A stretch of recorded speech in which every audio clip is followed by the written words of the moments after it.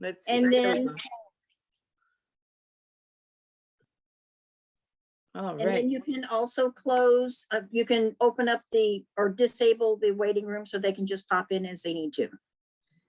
Okay. Nope, not there. I know Carrie said there was a way to do it. I've never actually done this before. It's the three dots There it is. There it are is. underneath the participant All right. list. Yep, I found it. I disabled the waiting room. And just a warning that there will be streaking cats here occasionally, so just ignore it. All right, They've and gone I- mad. And a dog. Yes. And kids, little girls, well, if they make it through. Well, welcome everybody to actually Languages of Atlantis. And since we missed Jonathan this morning for the authors roundtable, we're going to have him and we're going to do a little talking about publishing and writing and languages and whatever else we decide that we want to talk about. So I'm going to start out with Jonathan. Would you mind telling us a little bit about yourself and your work? Certainly. My name is Jonathan Brazee. I'm a retired Marine colonel, and now I'm living in Colorado Springs, where we got 12 inches of snow over the last 24 hours with my wife and twin 3-year-old girls. I'm a hybrid writer. I'm both indie and traditional. I've got about 85 titles published right now. I've had a fair amount of success. I'm a USA Today bestseller. I've been a Nebula finalist twice and a Dragon Award finalist twice. I primarily write military science fiction, but I dabbled in paranormal, historical fiction, regular science fiction, whatever that is. And that's about it. And it's awesome. Plus, I was going to say, I think we met at was it Dragon Con the first time? We were both, Dragon Con. Yeah, was it 2018? I think that's 2018. Yeah, that's the one we were. Because we were both up for the Dragon Award. Exactly. Yeah. And then right after that, I was a guest of honor at Sphinx Con, where David Weber was renewing his vows, and 3 people that had lost to David Weber in the same category and David were on the same panel. Oh my God. I know, it's like everybody who was on the ticket just right there. Yep. That's great. So, Jonathan, I'm going to start with you. And you said hybrid. So, what are the advantages and disadvantages of both using a traditional publisher and indie publishing? That's the $6 million question. That's why I asked it. Well, I wish it was 6 million. Hasn't quite been 6 yet, but it's coming soon. Or The it's best thing about being if an you're indie. Brandon Sanderson. I was going to say, if you're Brandon Sanderson. There you go. Yeah. The best thing about being an indie is you are your own gatekeeper. You don't have to send off a book to 100 different queries and then wait 6 months and find out that it doesn't fit whatever they're looking for. So that's the best thing, is that you're going to get your book out in front of readers. The second best thing, I think, is the fact that generally you're going to make a lot more money as an indie. You're going to put more money in your pocket, and unless you're signing with a big advance with one of the top 5, they're not going to do very much to push your book. So financially, I've made far more money as an indie than I had being traditionally published. The advantage of being traditionally published, and let's take away getting one of those magic, $750,000 advances, with a guaranteed book tour and all of that. For most traditionally published writers, you don't get very much of an advance, if any. You're not going to get pushed. You're going to have to do all the same marketing that you have to do as an indie. The advantage is that with most traditional contracts, it's going to be easier to get into bookstores. So if that's what you're thinking, or if you are the kind of person who likes to be considered for awards, you're going to probably have a better chance for that. In my traditionally published books, one of them, if I hadn't got a nice advance, would have been a total disaster. The book, the sales have been pretty poor, but only one of my traditional contracts has actually been what I would say financially feasible. It's done quite well, but the others, I did it for other reasons. I got experience, had different editors going through my stuff, editors who are not beholden to me as an indie to pay them. So they're more apt to be honest and tell me what's wrong with the book, where can it be improved, and that's what I want an editor to do. That's So a good kind point. of the short. That's kind of the quick and narrow. That's an excellent point that you brought up, that the editors at the trad houses will be slightly different in terms of who they're loyal to. So they're going to be, their role is to just treat the book as a product, make it as good as they can. And so it's like, they're not going to be your best friend as much as the publisher's best friend. So, I hired a Macmillan editor for quite a bit of money to edit one of my indie books, and it came back with, oh, this is nice, I like this part, oh, this is good. There were maybe 2 or 3 decent recommendations. All the rest was I was just getting patted on the back. exactly. So they didn't really like it.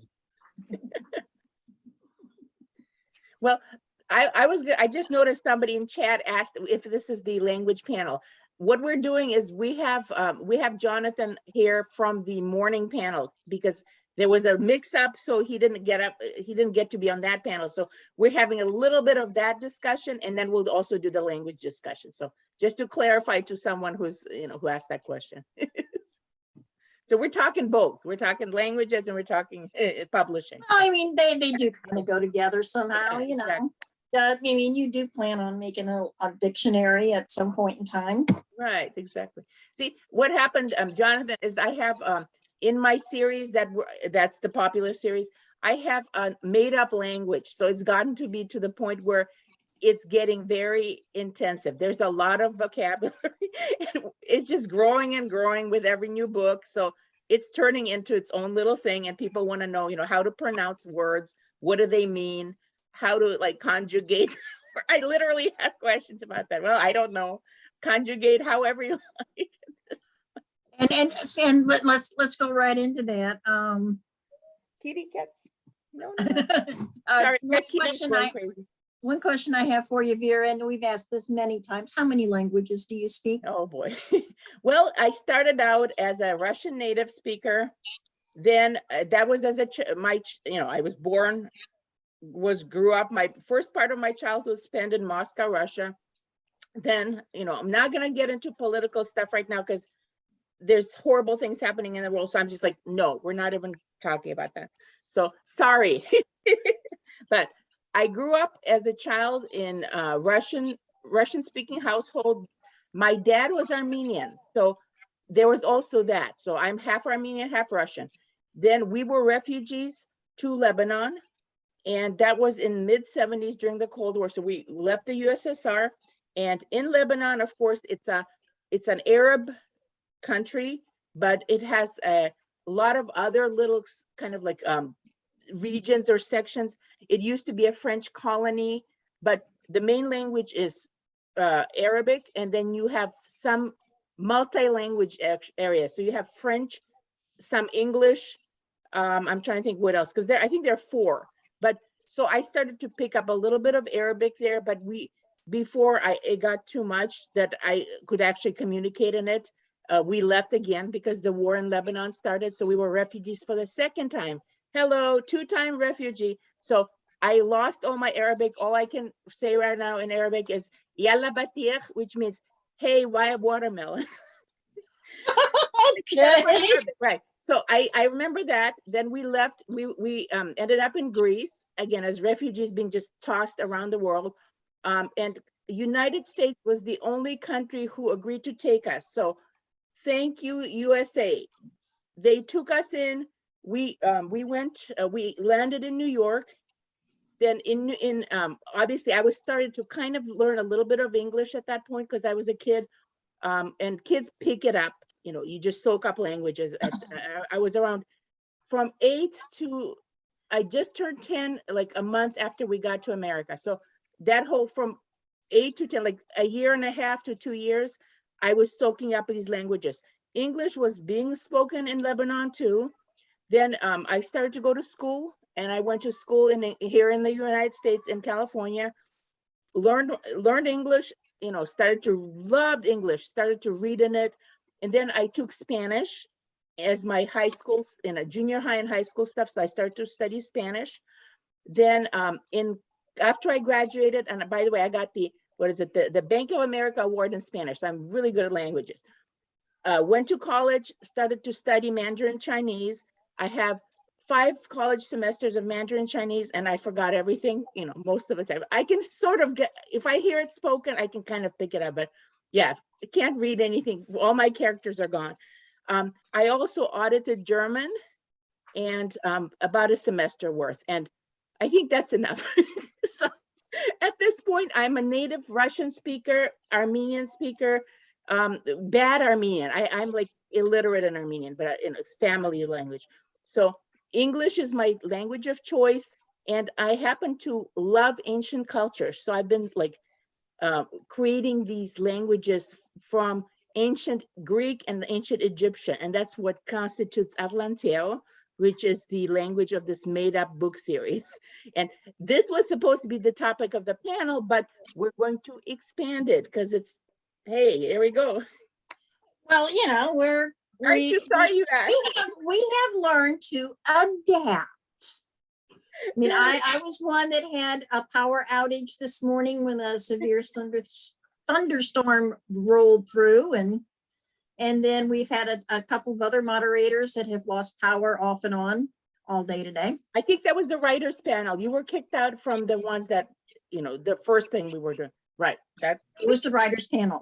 And fortunately, Terry was able to step in and handle the rest while I was dealing with my emergency. But, we learn to adapt. I mean, if we don't, we're not very good people, just to mention that if people ask me, what is you have a funny little accent. It's sort of Russian Armenian. I don't know. I have no idea at this point. So. Every once in a while when you speak, I could hear a little bit of the Russian in the background. Yeah, it's just a little bit. And certain words get me. Like I have trouble with the word oven. The thing you cook in. So, Oven. Yes. I don't know what it is. There's like another word I can't remember now, but it just doesn't come out right. So Wait, Vera, say the word of what you put, not a blanket, but the other thing you put on a bed. Comforter? No. No, underneath yeah.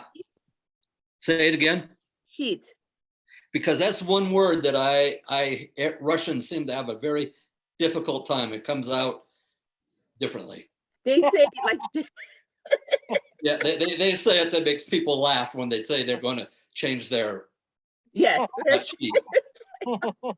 Well, you should have heard my parents, rest their souls. My dad and my mom, my dad just, his ability to speak English, he was more courageous than he thought. Like he would speak and stuff would come out. And he was Armenian. So it's like, actually, he was Armenian in Russia. So he was, his Armenian was better, but his actual family from Georgia, not the American Georgia, but the Republic of Georgia. So we're all from like Tbilisi, which is the old, so all of our family is Armenians from Georgia. But he would go off into Georgia. I mean, he literally would go off, like he would be riding the bus and he would get off and start talking to people in bad English, but mostly like Armenian and Georgian. And yeah. Well, even here in the United States, we've got different accents. I mean, my mom and dad were both raised in rural areas in southern Missouri. So I had to relearn how to say certain words like water, because they always said water. Water. water, like water. And I mean, I always thought that's the way you spelled it until I got in school. Oh, you mean I've been spelling it wrong? And, instead of saying aunt, we said ain't. So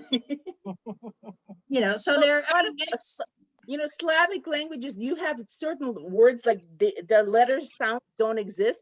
And for example, W, there is no W in Russian speaking languages. So you say V, that's why you think of what is it? Vessels, nuclear vessels. Remember yeah. that?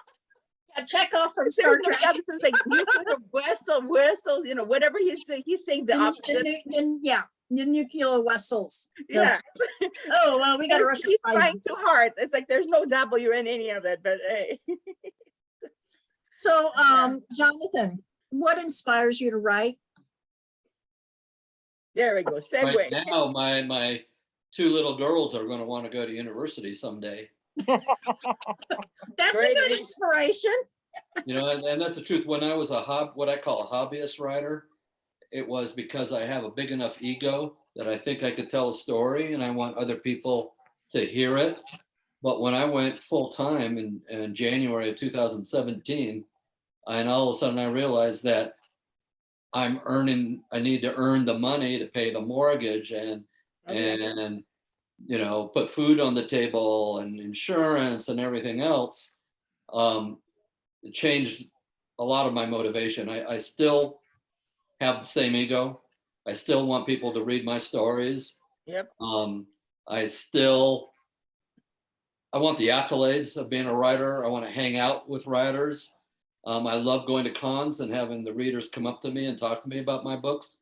But the bottom line right now are my two little girls. I need to provide for them.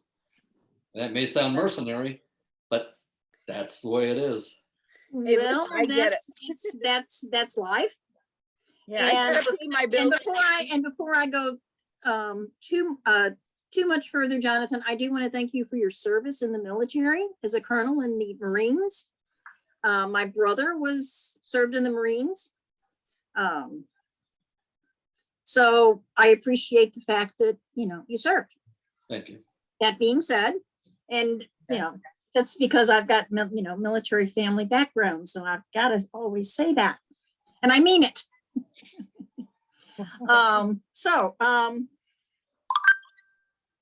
What was that? That was my phone. I should have. Oh, okay. I thought maybe I did something because, sometimes I do. Broke the internet.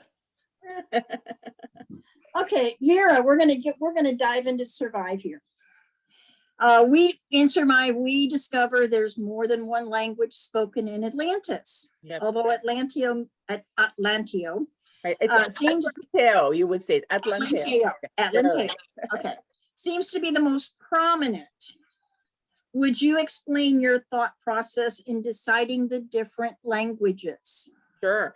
Well, here's a very simple way to look at it. Does Earth have only one or two languages? Of course not. Earth has hundreds and like thousands, endless languages, regional dialects. So the planet, because in my series, Atlantis is actually, it's a colony planet of humanity. It's an ancient branch, supposedly ancient Atlantis during the time of, when it went under the sea. People left and they left to the stars. They colonized another planet, so they came back. So they're human beings. They have a civilization. They developed just as much as we had on Earth, parallel branches, branching off of humanity. But they're going to have, just like we sort of have English as our big language, like it's sort of the international language of commerce, trade. Almost every country, people learn English, right? It just happens, at least in our modern day, that's what's happening. So in my story, in my Atlantis, you have Atlanteo, which is sort of the ruling country is the Imperial Atlantida. So that's kind of like their commerce language, but we have their superpower enemy on the other continent. We have the New Deshret, which has the Deshi language.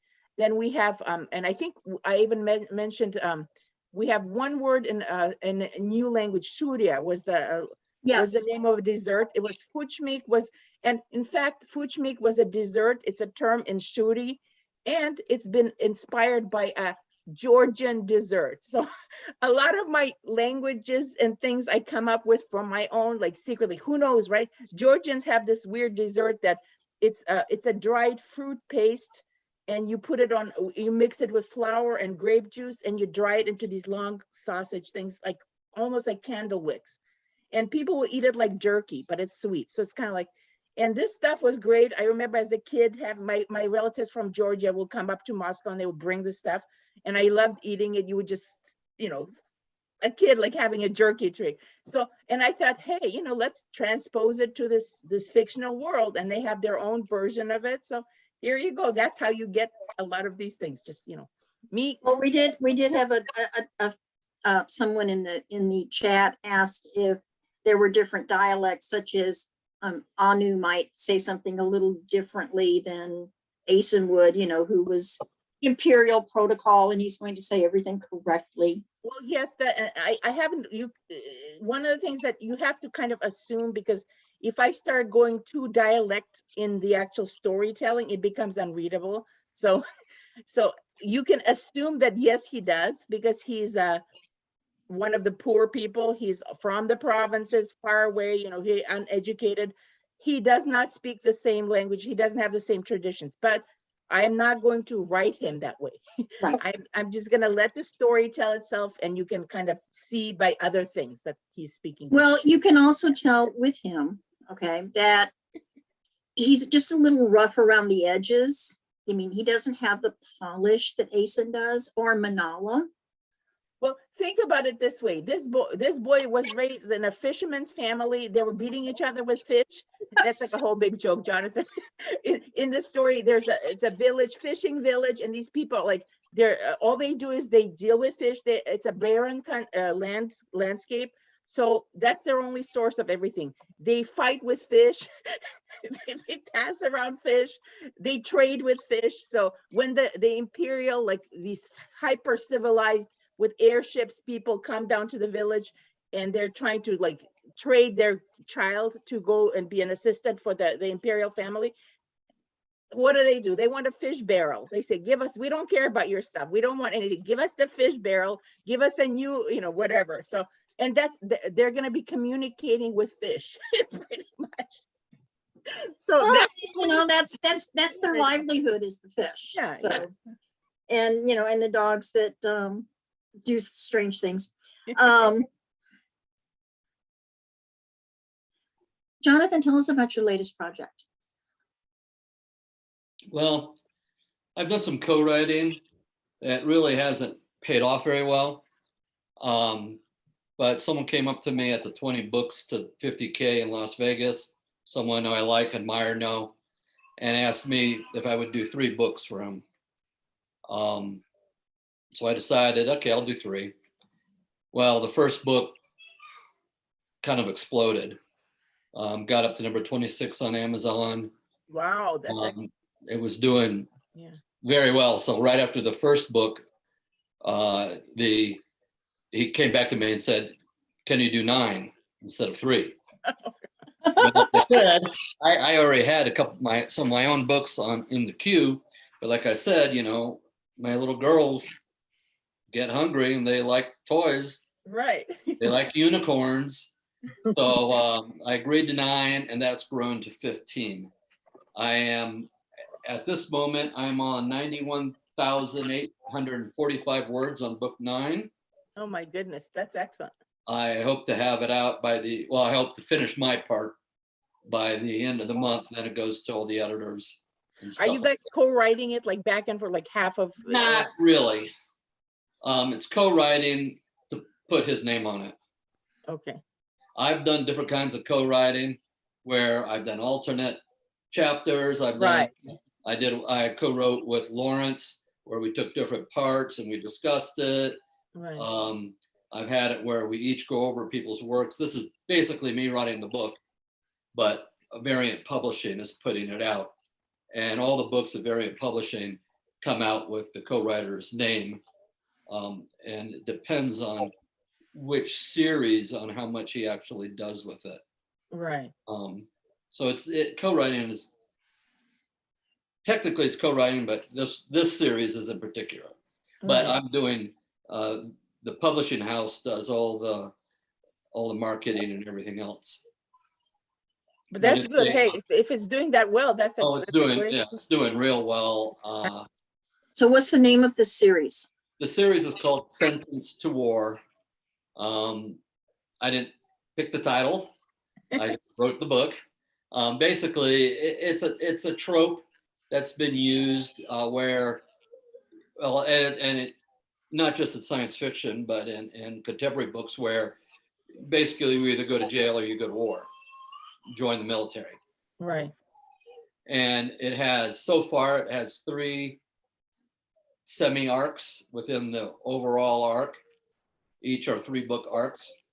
I'm just getting ready to finish up this arc as our reluctant Marine realizes that he's a good Marine, and this is his home. He was anti-Marine Corps, anti-technology, anti-nerd, if I could say that.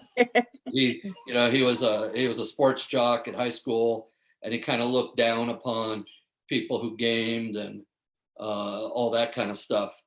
And he's not that by book 9.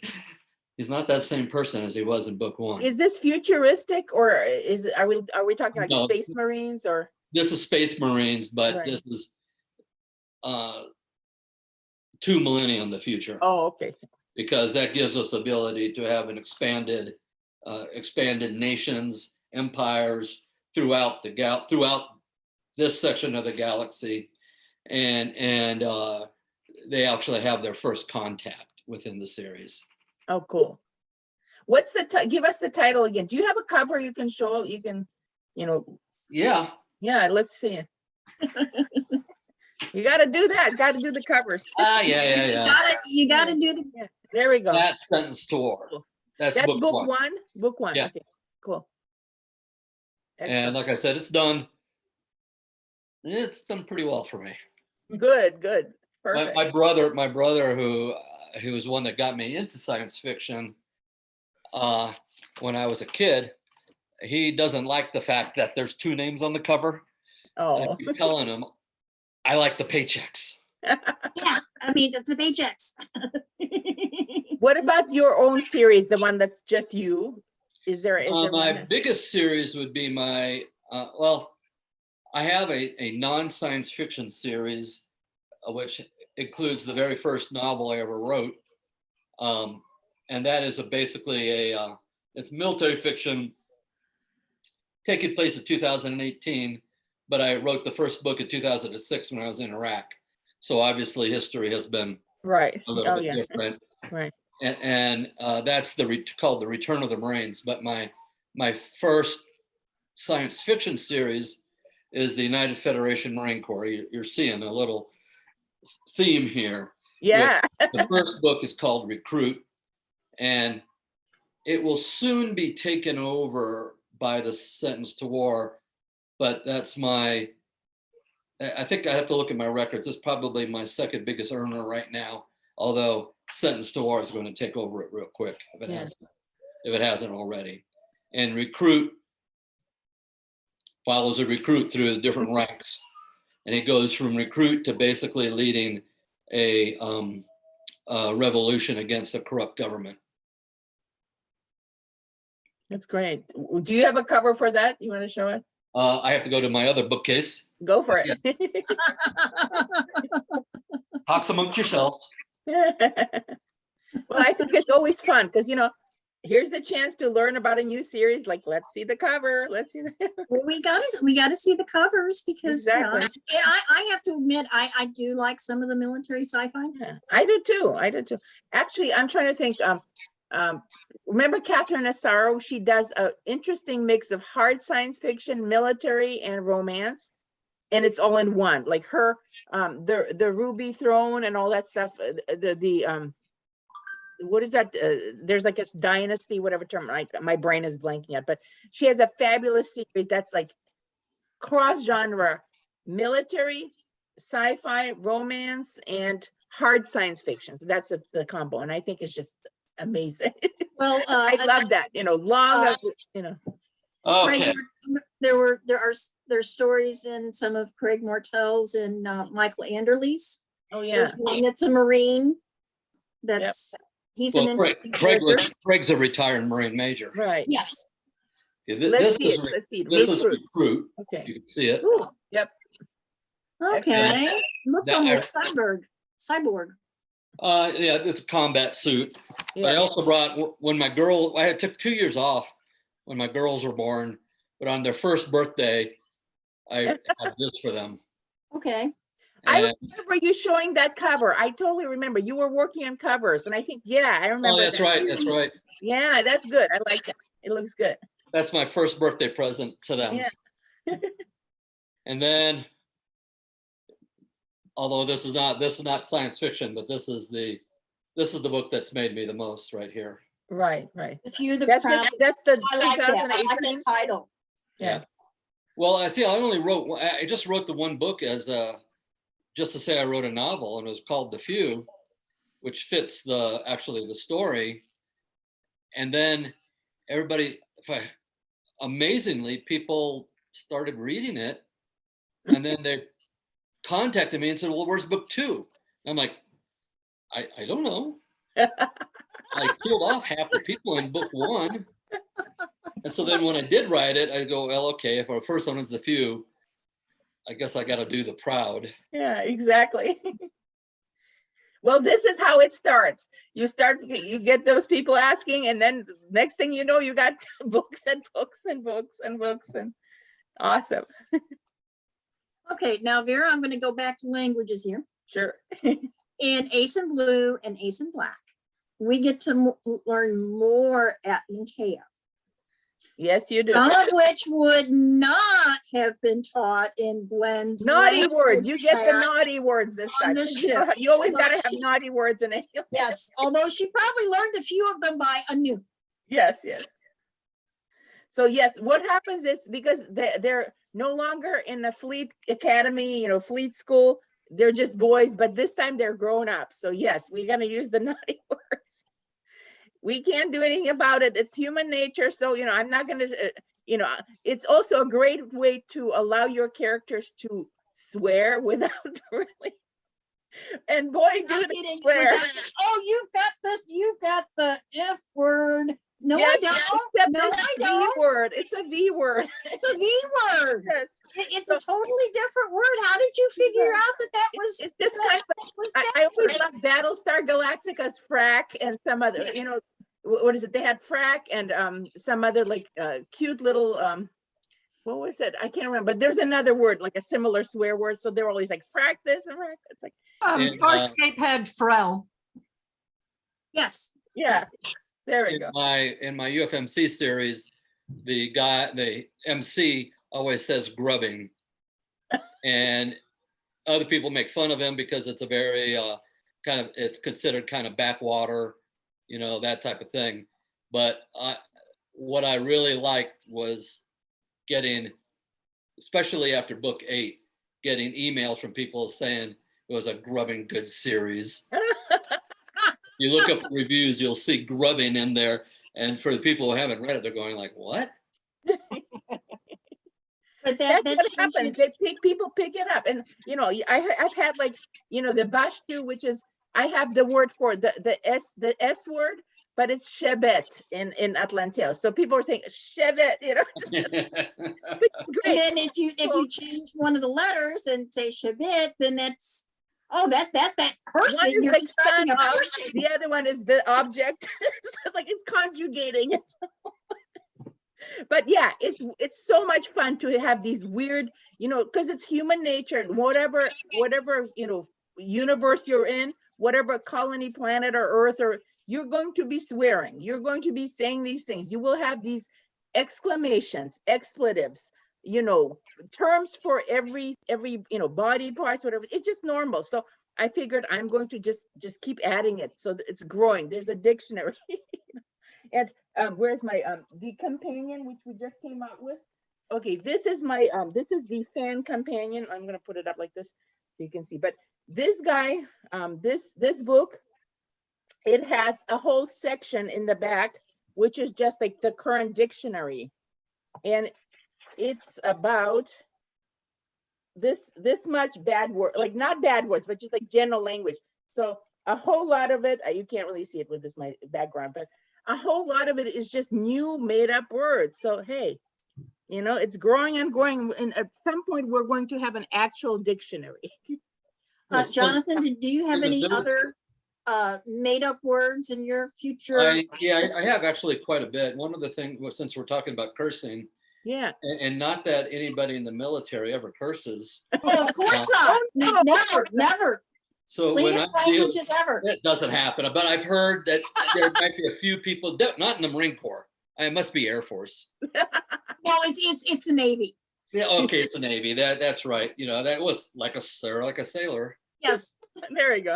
But so I'm always coming up with, I don't want to use the same, I know some books are very, very successful doing this, but I do not want to write a science fiction book in the future that is people right now who watch Star Trek and listen to Dolly Parton.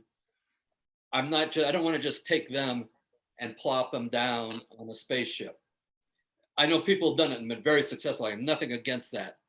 But for me, so I'm trying to think, this is a military from a nation that came from Dalit, the untouchables of India. It came from a Dalit diaspora. So what would their curse words be? So I go back there and I look up Hinglish, which is a Hindu English mixture that people speak in India. And I get their curse words and I try to extrapolate them into something else. So with the military, I spent a lot of time. Wonderful. That's really fun. thinking of curse words. I didn't think of it, but in my historical fiction, I got a book of curse words for that period and slang. And that was so much fun. I just kept on looking for ways to shoehorn them in just because I thought it was so cool. Well, in one of there was a Shakespearean book of like the period cursing, or I forgot what, but something called Shakespeare's Lexicon or whatever. And it's in one of our focus chats today, I mentioned that one of the characters was a brown noser, and one of the moderators, well, we all know what that is, but she actually looked it up.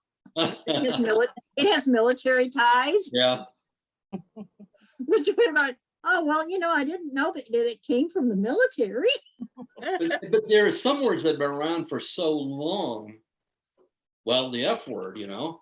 Oh, It's yeah. been around for a long time. So, you know, I think in every one of my universes, that's one of the words that survived.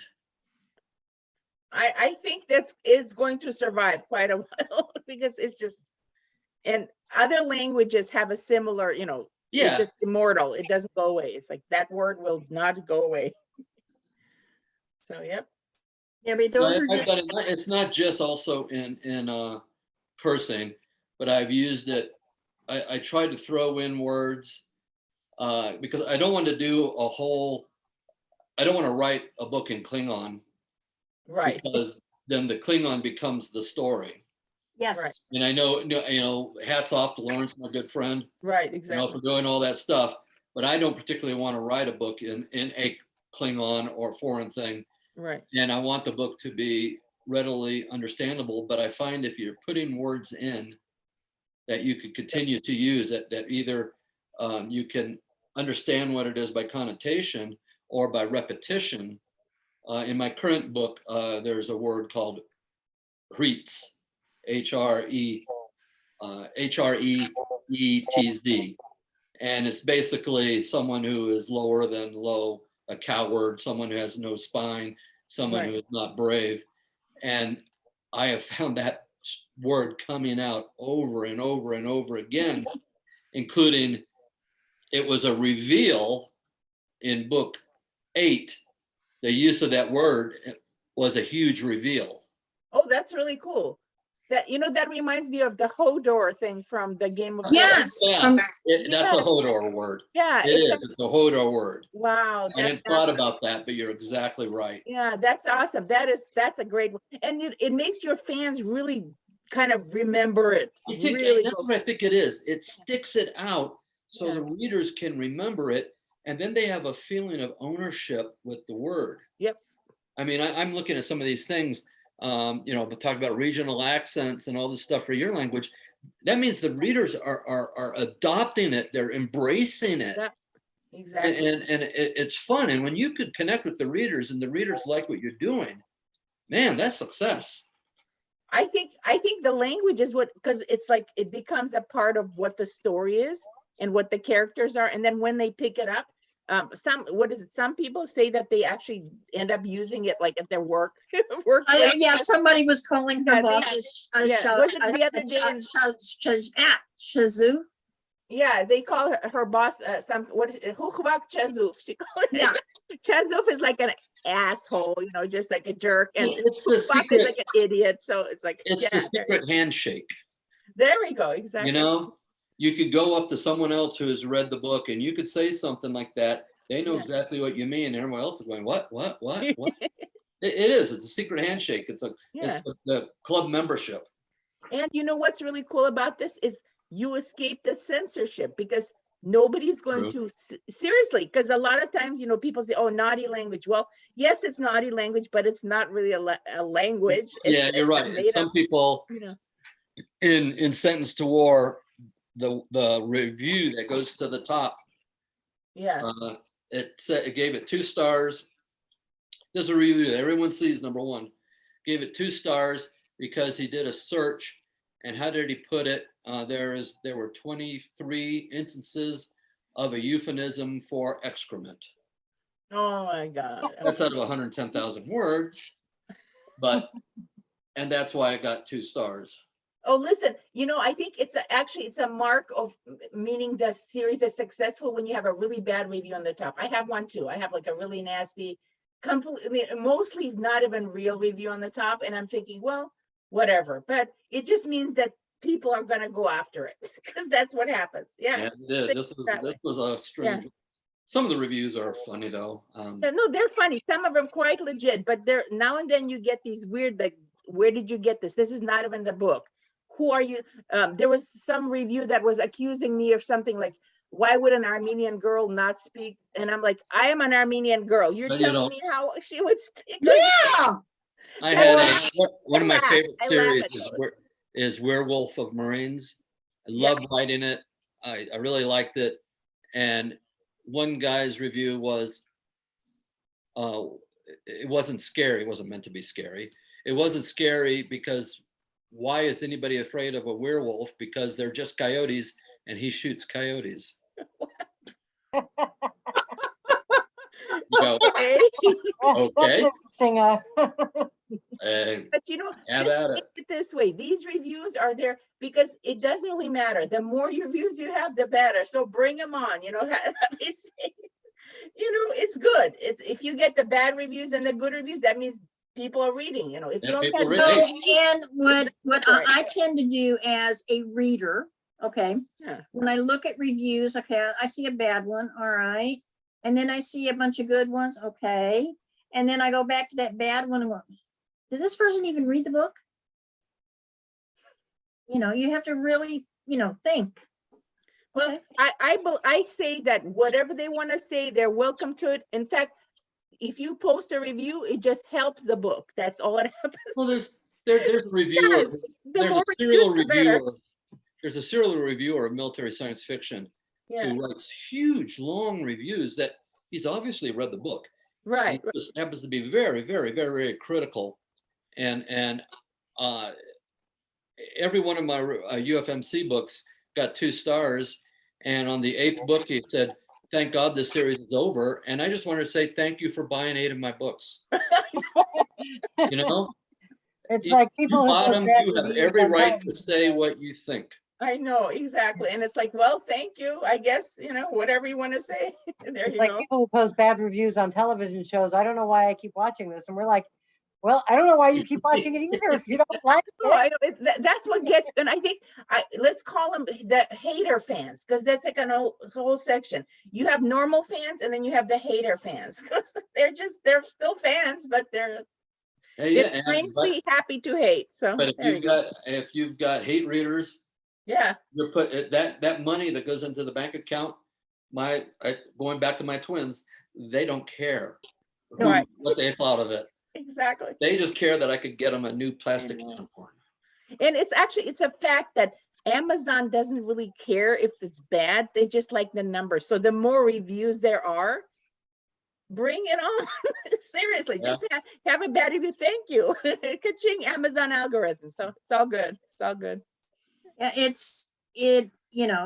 being, I am very eclectic, and I'm a lifetime reader. I mean, I've been reading since I was 3 years old, is when I learned how to read. Wow. And That's great. yeah, well, my I thought I mother, was young, but not that young. Yeah, oh, that's- I was that's fun with Dick and Jane. That was I mean, I can almost quote it. But Jonathan, do you have any of your books in audiobooks? Almost all of them. Okay. I have a few that are being done. I've done both royalty share. I've done both hiring narrators, and I've had a contract with Podium for them to do it. I had, if anybody's been a fan of Breaking Bad or Better Call Saul, I had Giancarlo Esposito Ooh, do Wow. all my chapters in a book. Unfortunately, it just didn't do that well. Oh, That's one of the ones that I got that was saved by the advance. I have a minimum amount of money to make for every novel in my mind. Right.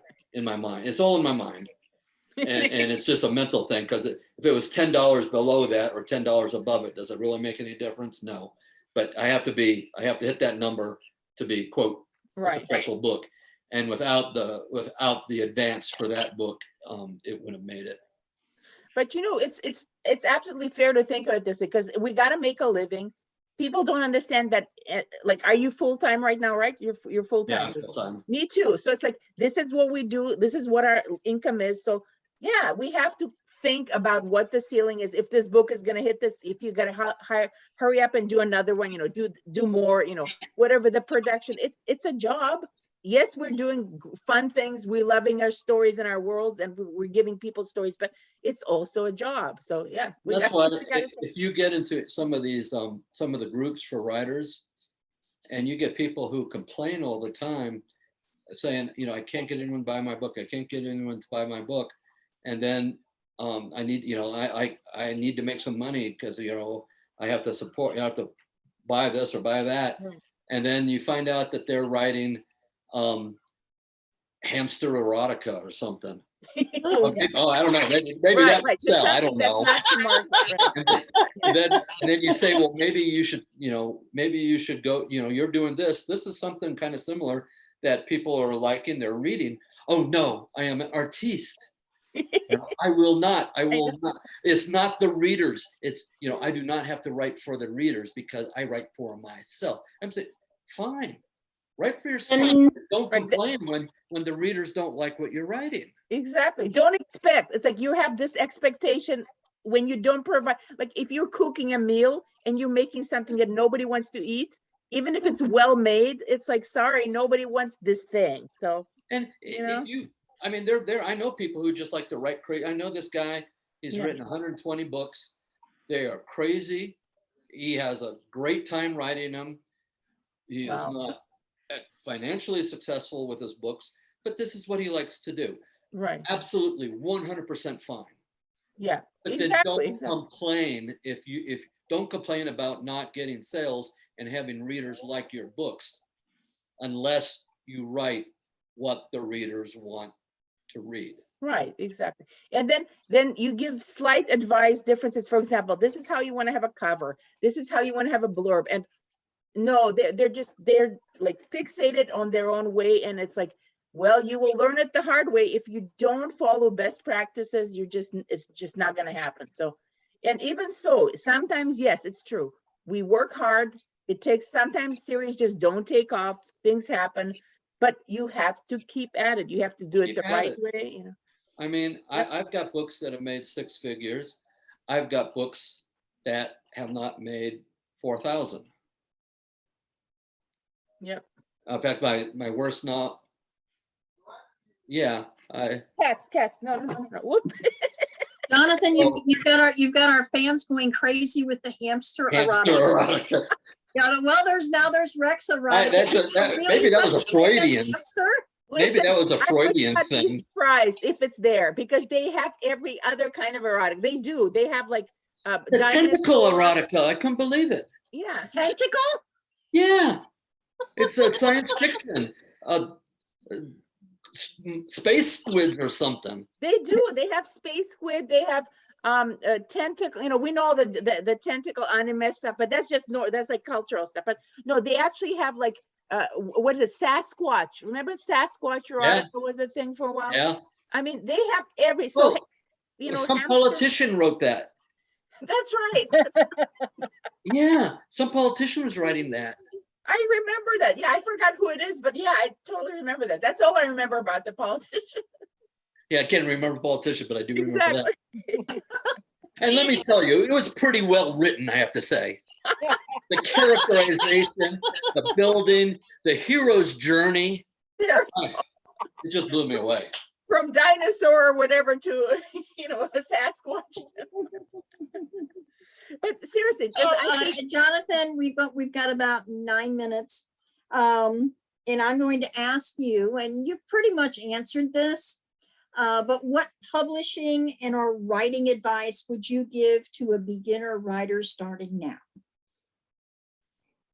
Turn on your computer, type the first letter. More and more people that I talk to, oh, I've got this idea for a novel. I'm going to write it. Well, how long have you been thinking about it? Well, I came up with it in 2001, but I am going to write it. So the biggest piece of advice is no matter what kind of idea you have, start. Type the words. Once you start typing, you can adjust. Now, beyond that, I don't want to make it sound like that's, you know, a little simplistic, is I would write what you like to read and what you're interested in, but Right. hopefully take something that other people are reading too. I mean, if you really love vampires, and that's probably not a very good example, but if you like reading paranormal and you really want to write paranormal, then look at what in paranormal is selling. right. What do other people read? Read some of those books so you get the tropes. So many people write romance, but they don't get the tropes. Exactly. There That's isn't a happily ever after or a happily ever after for now. right. There aren't these different tropes at the end. They say, well, there isn't always a happily ever after. Well, that's true in life, but if you're trying to break in, unless you are some superb wordsmith that's just going to blow people away with the power of your words, do what's expected, what the readers are expected. I learned the hard way when I was writing my UFMC my series, is I wanted a book on the side because there's a character I wanted to introduce who is going to be very important much, much later. And Right. she is on the other side of when the Marines come into a planet.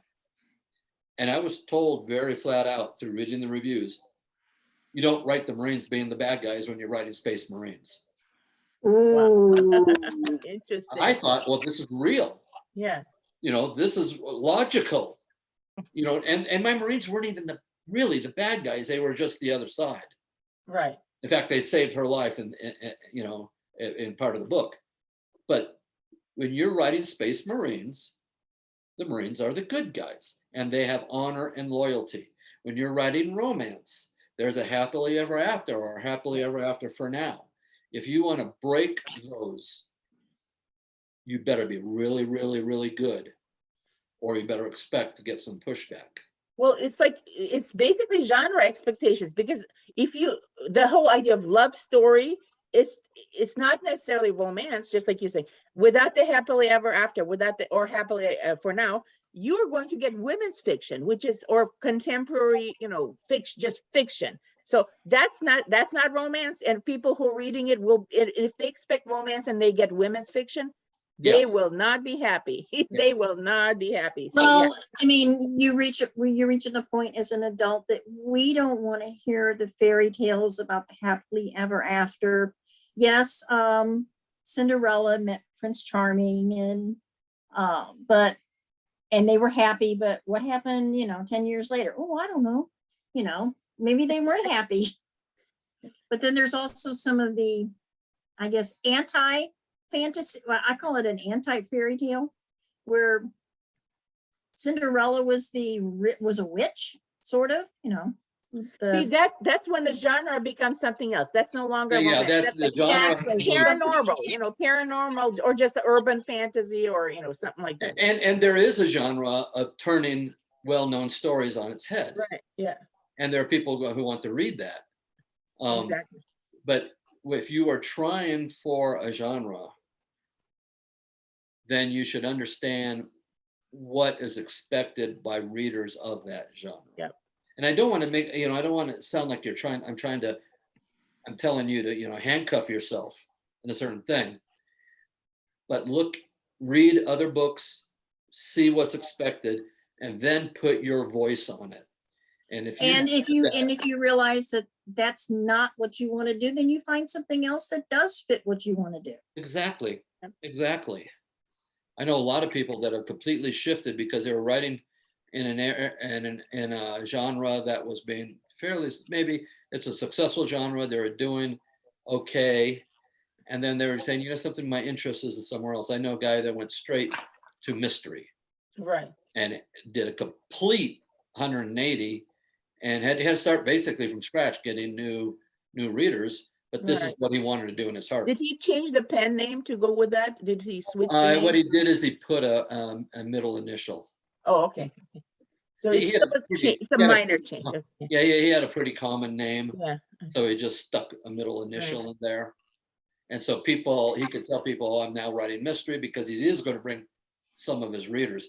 I've had readers of my straight military fiction go into my werewolf fiction, my werewolf military, and have loved it. So they followed me to it when they would never have read it at the beginning. So when you put an initial in it, you can bring some of your old readers, but you're having a new identity.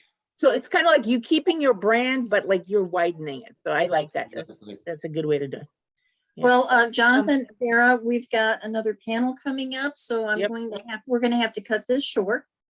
Up next, we kept going. Fun stuff. Oh yeah, it's nonstop here. Yeah, thank you so much, Jonathan. Sorry for like messing up things, whatever. We're going to do better next year, and we want you back next year, please. Okay. So, yes, there we go.